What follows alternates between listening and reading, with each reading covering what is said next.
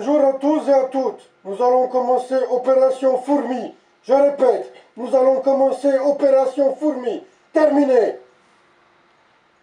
Bonjour à tous et à toutes, comme vous pouvez vous en douter, ce que vous avez vu juste avant c'était un déguisement, une blague, mais en effet aujourd'hui nous allons faire l'opération Fourmi. Qu'est-ce que l'opération Fourmi?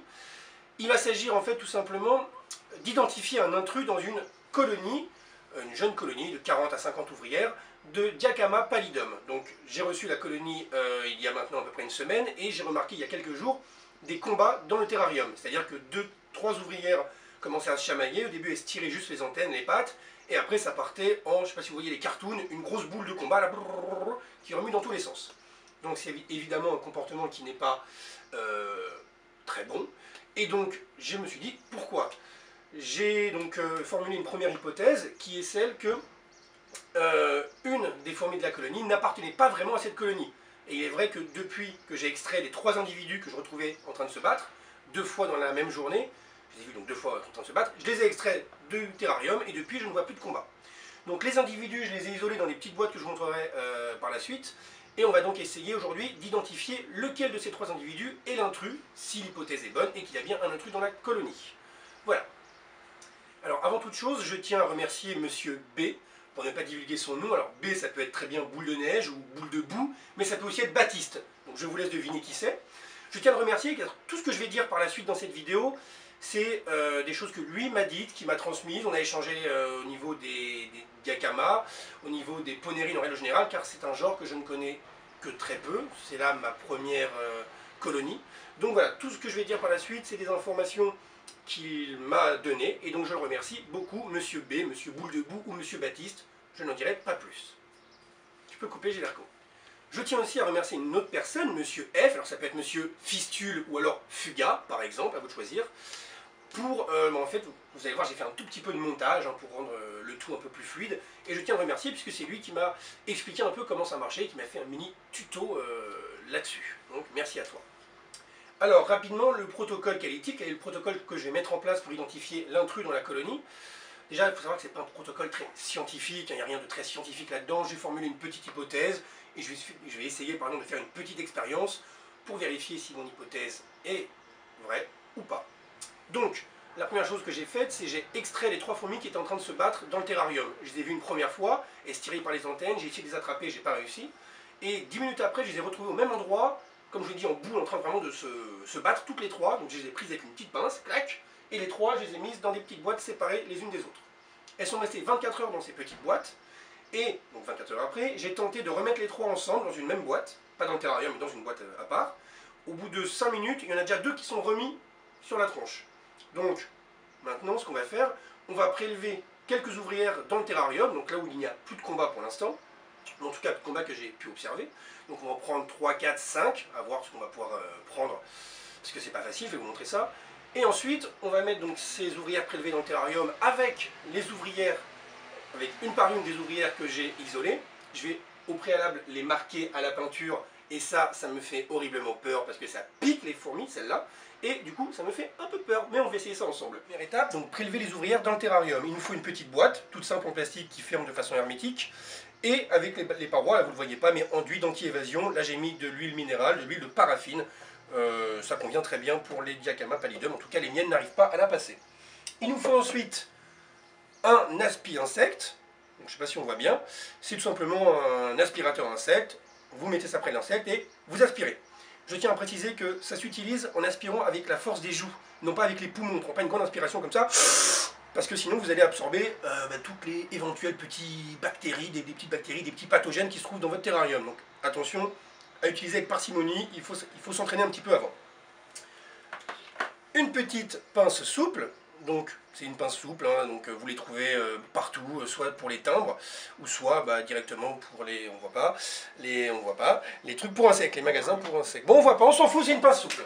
Ensuite, il vous faut du jus de fraise. Donc là c'est du jus de fraise, c'est marqué dessus, je suis pas un menteur. 100% bio, hop, jus de fraise 100% bio. Et je vous recommande de vous munir, donc là j'ai un jus de fraise, mais d'un second jus de fraise. Alors c'est un jus de fraise, donc c'est marqué, c'est encore un jus de fraise, c'est toujours un jus de fraise. Alors celui-là il est 74% bio, est-ce que c'est grave? La réponse est non, ce n'est pas grave. Il vous faut du jus de fraise, pourquoi? Pour l'énergie, parce que ça va être long et peut-être un petit peu chiant. Alors, je vais donc, là il y a le terra, j'ouvre mon jus de fraise, c'est important, et je bois une gorgée de jus de fraise pour me donner de l'énergie. Très très bon jus de fraise. J'ouvre ensuite le terrarium, hop là, tout simplement. Et maintenant, je me munis de ma boîte pour déposer les fourmis dedans, de ma pince souple, et, attention, j'attends qu'il y ait une fourmi qui sorte. Ah, elles sortent! À l'attaque! J'arrive pas! Tiens, j'en ai une! Ouais! Donc on fait attention, on y va tout doucement, on ne se fait pas piquer. Une deuxième. Alors vraiment, prenez une pince souple, hein, pas une pince à épiler, vous allez les écraser. Hop. J'en ai 3. Si vous êtes un peu jeune, attention, les colonies de fourmis qui piquent, c'est peut-être à éviter. Demandez à vos parents, voyez avec eux s'ils ne veulent pas vous aider à l'attaque, à vous en occuper. Voilà, j'ai ma 4e. Hop, donc je vais tout simplement fermer la boîte. Voilà, on se retrouve après. Hein. Alors donc voilà les 4 ouvrières que nous avons prélevées dans le terrarium. Elles ont passé un peu plus d'une demi-heure ensemble pour être sûr qu'il n'y ait pas d'agressivité entre elles. Et pour le moment, comme vous pouvez le constater, ça va. On va passer maintenant aux vilaines. Alors voilà l'une des vilaines donc, qui s'est battue. Il y en a 3, je ne vais pas vous montrer les 3, elles sont pareilles dans une boîte, une petite boîte comme ça, une boîte à pétri, avec un petit coton humidifié en dessous, donc ça va faire 2 à 3 jours même qu'elles sont là-dedans. Puisque comme je vous avais dit, j'ai essayé de les remettre ensemble 24 heures après leur combat, et elles se sont rebattues. Donc nous allons maintenant marquer cette petite chose à l'aide d'un pinceau, et là, je vous avoue que j'ai les chocottes. Alors, donc voilà ce que je vais utiliser pour peinturer les petites fourmis. Donc de la gouache classique, hein. C'est de la gouache pour enfants, donc normalement c'est pas toxique. Ça part assez facilement, donc je vais pas, la trace de peinture va pas rester éternellement, elle va venir par se nettoyer. Mais j'espère que ça va tenir au moins jusqu'à ce que j'ai pu les mettre ensemble pour voir s'il y a de l'agressivité ou pas. Et un petit pinceau, tout bête, tout simple, voilà. Alors, surtout, bien secouer pour que la peinture se mélange bien. Attention, c'est très important. C'est parti pour l'opération la plus délicate de ma vie en termes de fourmis. Je viens d'humidifier mon pinceau, j'ai mis tout ça dans une grande bassine au cas où je lâche la pince parce que j'ai peur. C'est possible, hein. Tout le monde peut avoir peur. Ok, je chope la fourmi. Putain, j'ai peur. Ok, et c'est accroché au pinceau. Alors pour la choper, en fait, je me mets en avant de sa trajectoire. Et dès qu'elle arrive à mon niveau, j'essaye de la choper. Ah! Je suis nul pour rattraper des fourmis avec une pince. En plus, les ponérines ont souvent une assez bonne vue, en règle générale. Du coup, elles voient la pince, en fait, avant d'arriver dessus. Attends, je vais regarder un peu de plus près. Non, j'ai peur, en fait. Putain, elle essaye de piquer la pince. Allez, cocotte, bouge pas, bouge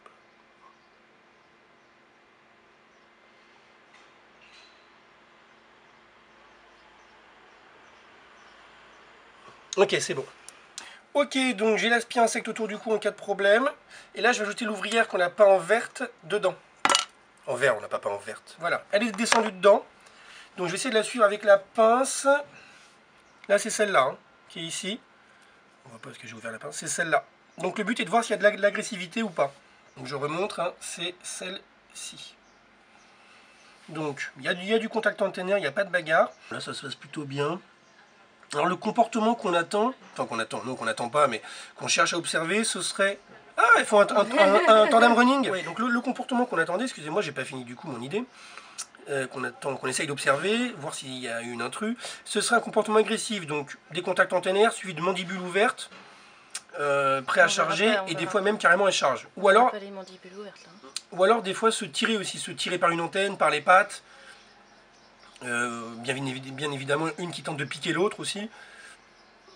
Mais là on est plutôt sur du comportement passif, hein. Je pense qu'on va être bon. Je propose qu'on la laisse dedans et qu'on aille donc peinturer une ouvrière en rouge. Alors, donc là on a peinturé la première ouvrière, elles sont ensemble depuis plus de 5 minutes, tout va bien. On va peinturer la deuxième en rouge, mais avant, n'oubliez pas, un peu de jus de fraise. On garde l'énergie, la force, la puissance un peu. Oh. On sent... C'est la gariguette, je crois. Je crois que c'est la gariguette. Bon, je ferai une vidéo sur les fraises, très intéressant. Alors, donc voilà la deuxième. Donc, elle s'est battue, elle a été méchante. Donc, est-ce que c'est elle l'intrus? Alors évidemment, on va déjà s'amuser à essayer de la choper.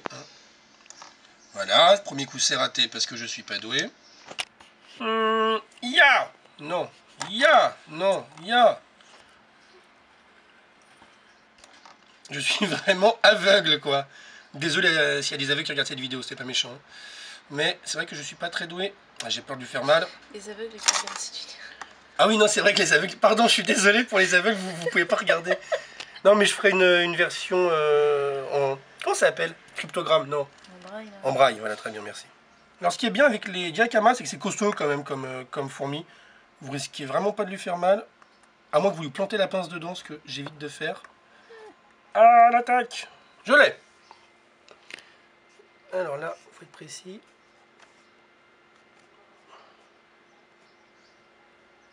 Donc, ça fait maintenant presque 10 minutes que l'ouvrière verte est avec celles qui ont été prévues dans le terra. Tout va bien.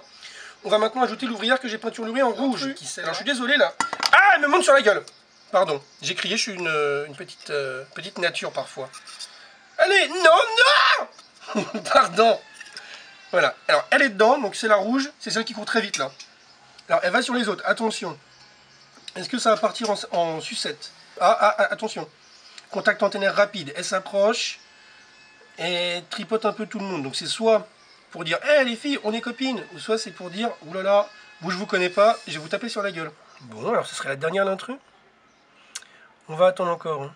Alors, il faut savoir qu'on est assis par terre pour que la bassine soit bien stable, etc. Et qu'on a affreusement mal au dos. Donc si vous... Oh, bah, moi oui alors. Bon bah j'ai mal au dos pour deux. Donc si vous entendez bah, c'est moi qui ai mal au dos. Donc on est à 5 minutes sans combat. Donc je commence à se dire que ce serait la dernière. Alors à savoir que ce qui m'embêterait le plus... Alors il y a la rouge et la verte là. Ouais. Et ce qui m'embêterait le plus en fait, c'est que j'ajoute la troisième ouvrière et qu'il n'y ait toujours aucun combat. Parce que de 1, ça fout mon hypothèse à l'eau. Et de 2, bah, derrière, j'ai plus trop d'hypothèses, quoi. Alors, voilà la petite dame qu'on va appeler Madame Bleue. Donc, on a ajouté d'abord verte, pas de combat en 5-10 minutes. On a ajouté Madame Rouge, qu'on voit assez mal, tant pis. Pas de bagarre en 5-10 minutes. Donc maintenant, on va faire Madame Bleue. J'espère, non, j'espère pas, mais si c'est pas elle l'intrus, j'avoue que je suis un peu perdu. Donc, comme d'hab, on va la choper. Et comme d'hab, on va galérer, parce que sinon, c'est pas rigolo. J'aime bien dire on, comme ça, c'est ma faute, en fait. Ceci, là, la faute à tout le monde.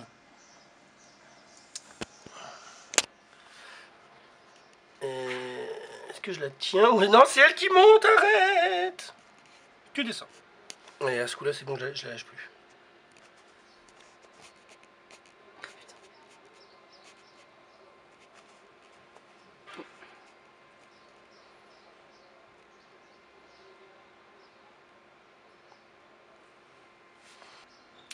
Alors, vu que je viens de pouvoir colorier les trois, un petit peu de encore du jus de fraise 74% bio, moi je le recommande.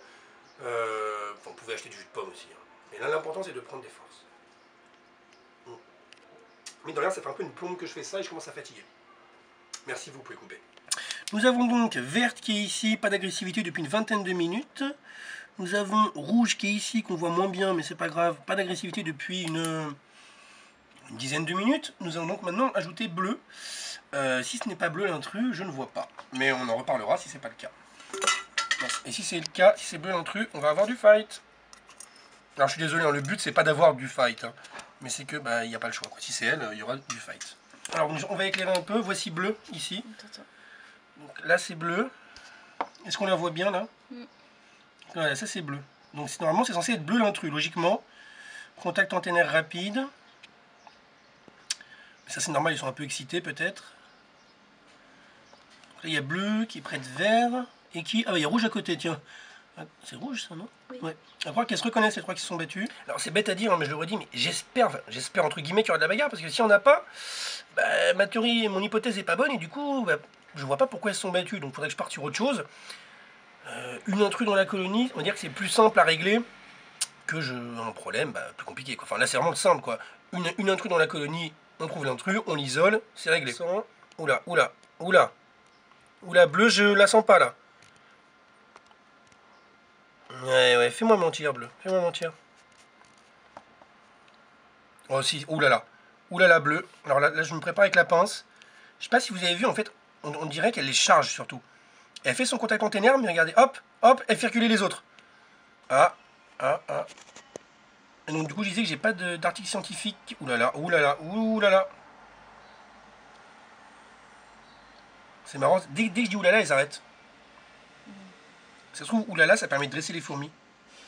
Oulala, ne fais pas ci. Je vais continuer d'observer.